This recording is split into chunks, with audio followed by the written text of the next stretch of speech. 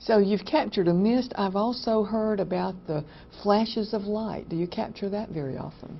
You know, in regards to the flashes of light, a lot of times you can find rational explanations with a lot of the stuff. In regards to orbs too, as well. You know, you hear a lot of paranormal things talk about the orbs and the balls of light. And a lot of times it could be dust particles. It could be insects. It could be a lot of things. And a lot of things you want to look for.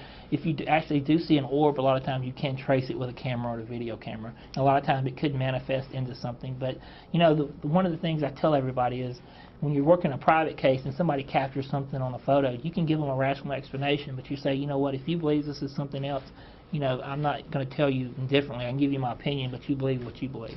What is the proportion of encounters or investigations that do turn out to have something to them?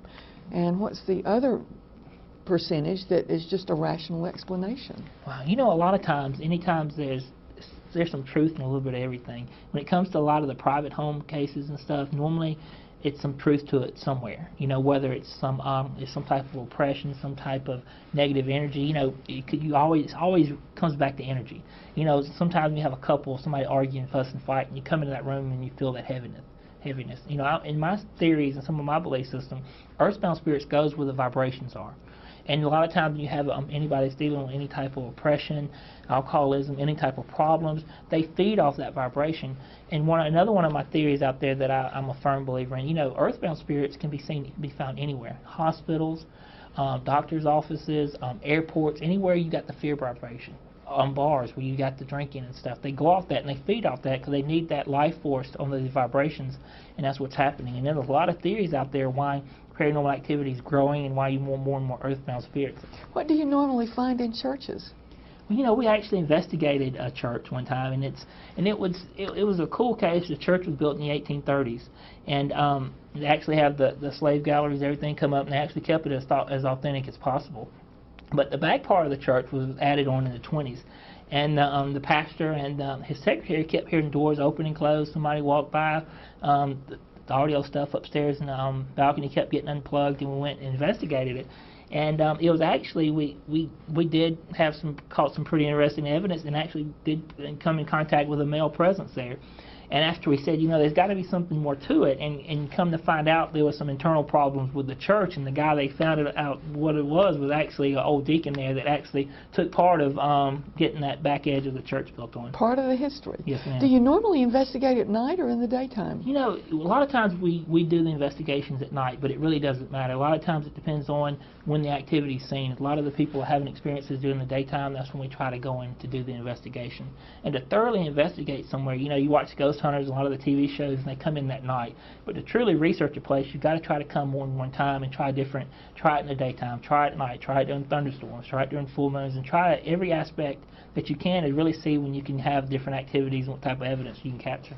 I'm going to call out a list of some of the places you've been in our coverage area with Southern paranormal researchers and find out which you think has the most presence of spirits, or whatever you call them. Enterprise, New Brockton, Tallahassee, Selma and Old Cahaba, Clanton we talked about, Prattville, Millbrook, Wetumpka, Eufaula, Montgomery. Wow, you know, me being from Montgomery, I think Montgomery tops right up there, but to me, Selma's one everybody talks about, and we've really been blessed and have an opportunity to investigate a lot of places in Selma, from the St. James Hotel, Smitherman Museum, the old train depot, an old church out in the woods in the middle of nowhere.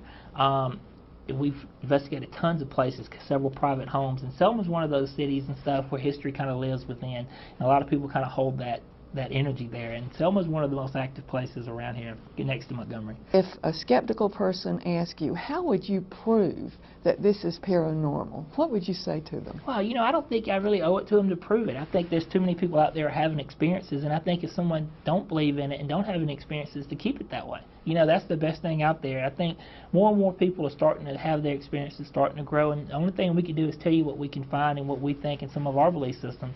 And one of the things about this field is that we're all learning. There's no such thing as an expert. We're all in this to learn, and the more we learn, the more we don't know. And it's a growth process, and that's something that's what's great about this field. And to me, too, another thing is the people you meet and the stories you hear and, you know, experiences they've had. That kind of adds to this wonderful thing that we're doing. Again, Southern history. Yes, ma'am.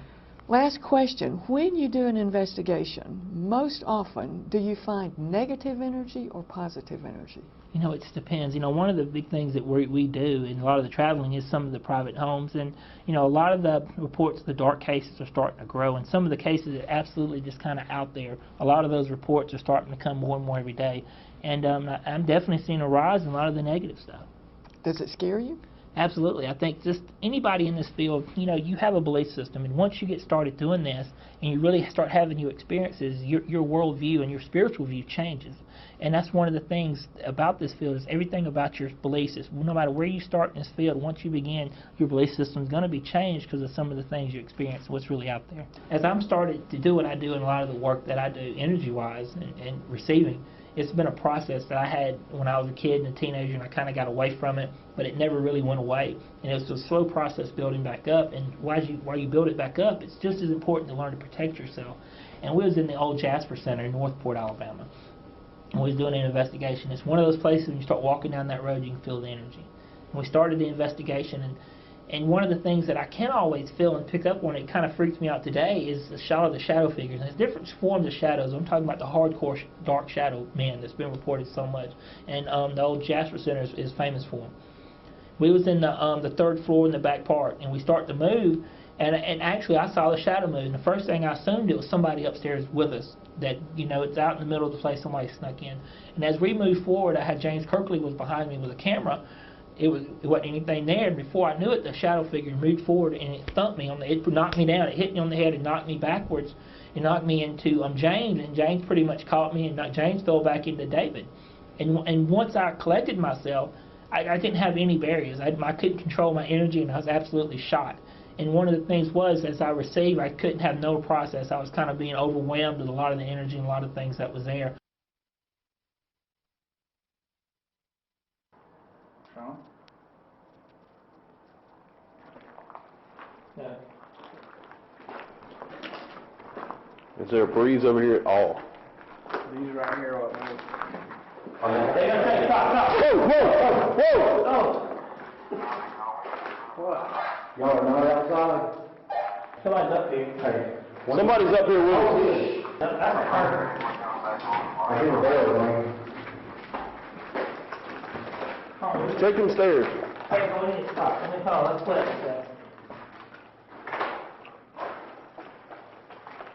Shawn, come down this way. Somebody took a blow at me. They're right here. This goes to the outside. This is what he did. What? Did somebody else see that light flashing outside? Yeah, and it was coming. Y'all need to get out of the building. Yeah. Yeah. Get out of the building now. Get everybody out of the building. Cut those two and keep. Doesn't matter, I got no light. You got a light. Cut y'all off, then I guess.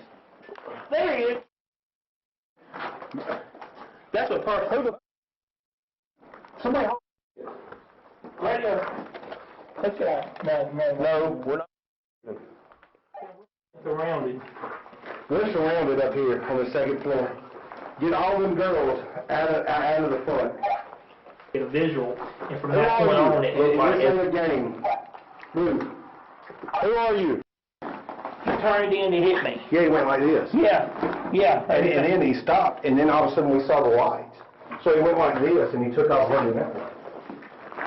Now I saw lights I doing thought like this. It's a black male, about this tall. Looked just like James, so he's... Whoa. Did anybody else see that light just go right across there? Radio. See if they're flashing lights in. No, they wouldn't have got Hey, that. Greg, y'all ain't flashing any lights. Because this is a hallway in. They're not going to...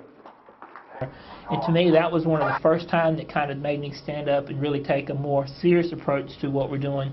I always take it when we do the darker cases in the private homes, but when we do those type of investigations, it's pretty much let me to always have my guard up and really start honing my skills with the work I do with some of the energy stuff. And that's the one case that kind of stands out to me, because you can feel history as you walk down the road, and once you get inside of it, it's an unbelievable place. It comes alive.